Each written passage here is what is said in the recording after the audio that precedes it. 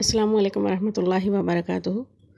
Hyderabadi Islamic channel کے سامعین اور مدرسہ عظمت الاسلام کے طلبہ و طالبات، یہاں پر آپ کو آج جو سنایا جا رہا ہے وہ آیت ہے جو محرمات پر مشتمل ہے۔ محرمات کا ذکر ہے اس میں کہ کس سے آدمی نکاح نہیں کر سکتا۔ چلیے شروع کرتے ہیں۔ اعوذ باللہ من الشیطان الرجیم، بسم اللہ الرحمن الرحیم۔ سورہ نساء کی آیت نمبر 23 اس میں محترم رشتوں کا ذکر کیا گیا ہے، وہ رشتے جس سے نکاح نہیں ہو سکتا ہے۔ بسم اللہ الرحمن الرحیم۔ حرمت علیکم، حرام کر دی گئی ہیں تم پر، مرد حضرات کے لیے کہہ دیا گیا ہے کہ یہ رشتے تمہارے لیے حرام ہیں، یعنی کہ ان سے نکاح نہیں کر سکتے۔ امہاتکم، تمہاری مائیں، ماں سے مراد ہے ماں کی بھی ماں، ان کی بھی ماں، اس طریقے سے نانی دادی وغیرہ سب آ جاتے ہیں۔ وبناتکم، اور تمہاری بیٹیاں سگی بیٹی ہو یا جو ہے سو بیٹی کی بیٹی ہو، اس کی بیٹی ہو، یہ سب اس میں آ گئے، بیٹیوں میں آ گئے۔ واخواتکم، اور تمہاری بہنوں سے مراد سگی بہن، ماں شریک بہن، باپ شریک بہن، یعنی کہ ماں ایک ہے اور دوسرے باپ سے ان کی اولاد ہے، یا جو ہے سو باپ دونوں کی ایک ہے، مائیں جدا جدا ہیں، تو ماں شریک بہن ہو یا باپ شریک بہن ہو، یا پھر رضاعی ہو، یعنی کہ دودھ پینے کی وجہ سے بہن بنی ہو، یہ تمام اس میں آ گئے ہیں اس گنتی میں۔ وعماتکم، اور تمہاری پھوپھیاں، اب یہ پھوپھی ویسی اللاتیٰ پھوپھی اخیافی، یعنی کہ جیسے ماں شریک پھوپھی ہو یا باپ شریک پھوپھی ہو، اس طریقے سے یہ پھوپھیاں۔ وخالاتکم، اور تمہاری خالائیں، ماں کی بہن ہو، یعنی کہ ماں کی بہن، ان کے باپ شریک اور یا ان کی ماں شریک بہنیں جو بھی ہے وہ تمام خالہ کے ہو گئی، حساب میں آ گئی۔ وبنات الاخی، اور بھائی کی بیٹیاں، یہ سگا بھائی ہو یا باپ شریک بھائی ہو یا پھر ماں شریک، یعنی کہ جو ہے سو بھائی کے دونوں کی والدہ ایک ہے یا دونوں کے والد ایک ہے، یا پھر والد اور والدہ دونوں ایک ہی ہیں، اس طریقے سے وہ تمام اس میں آ گئے۔ وبنات الاخی، اور اسی طریقے سے وبنات الاختی، بہن کی بیٹیاں، ان تمام بہنوں کی بیٹیاں۔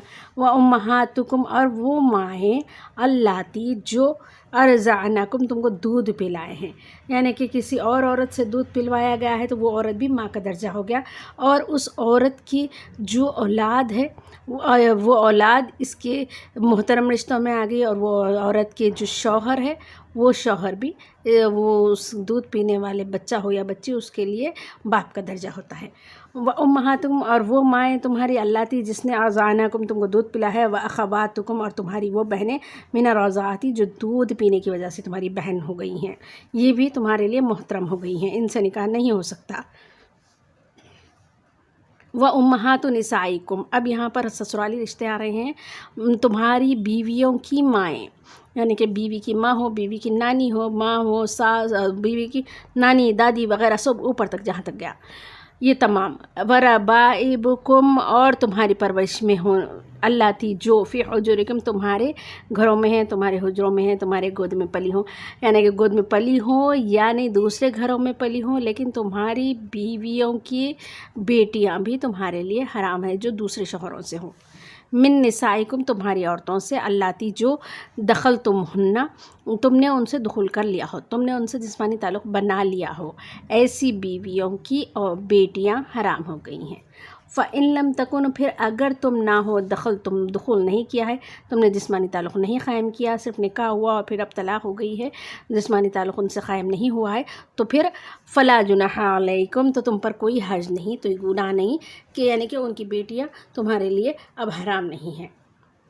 وحلائل ابناکم، اور تمہارے بیٹوں کی بیویاں، الذین جو من اصلابکم، تمہارے صلب سے ہیں، یعنی کہ تمہارے اپنے بیٹے جو ہیں ان کی بیویاں بھی تمہارے لیے حرام ہیں، اور تمہارے منہ بولے بیٹے ہیں، تم نے کسی کو اپنا بیٹا کہہ لیا تھا تو ان کی بیویاں نہیں آئیں، اس بات میں وہ نہیں آئیں گی، تمہارے اپنے بیٹے، ٹھیک ہے، تمہارے اپنے بیٹوں کی بیویاں بھی حرام ہیں تمہارے لیے۔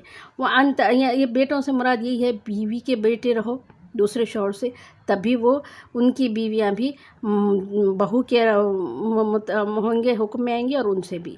وَأَن تجمعوا، اور یہ کہ، اور ایک بات یہاں بتائی جا رہی ہے، تجمع بین الاختین، تم جمع کرو دو بہنوں کو، ایک بیک وقت ایک ہی نکاح میں دو بہنوں کو ایک ساتھ نکاح نہیں کر سکتے، دو سگی بہنیں یا پھر پھوپھی اور بھتیجی یا بھانجی اور خالہ، یہ سب جو ہے سو ایک وقت میں ان دونوں کو ایک وقت میں نکاح میں نہیں رکھ سکتے۔ ہاں ایک کا انتقال ہو گیا تو دوسری سے بعد میں کر لے سکتے، چاہے پھوپھی بھتیجی ہو یا خالہ بھانجی ہو یا دو سگی بہنیں ہوں، لیکن ایک کی موجودگی میں ایک سے نکاح نہیں کر سکتے۔ الا ما قد سلف، سوائے جو پہلے گزر چکا ہے، پہلے کے دور میں اس طرح کے معاملے ہوئے تھے تو اس سے کوئی فرق نہیں پڑتا، اللہ نے دین محمدیہ میں یہی حکم دیا ہے تو یہی چلے گا۔ ان اللہ، بے شک اللہ، کان غفوراً ہے بخشنے والا، رحیماً رحم کرنے والا۔ الحمدللہ رب العالمین۔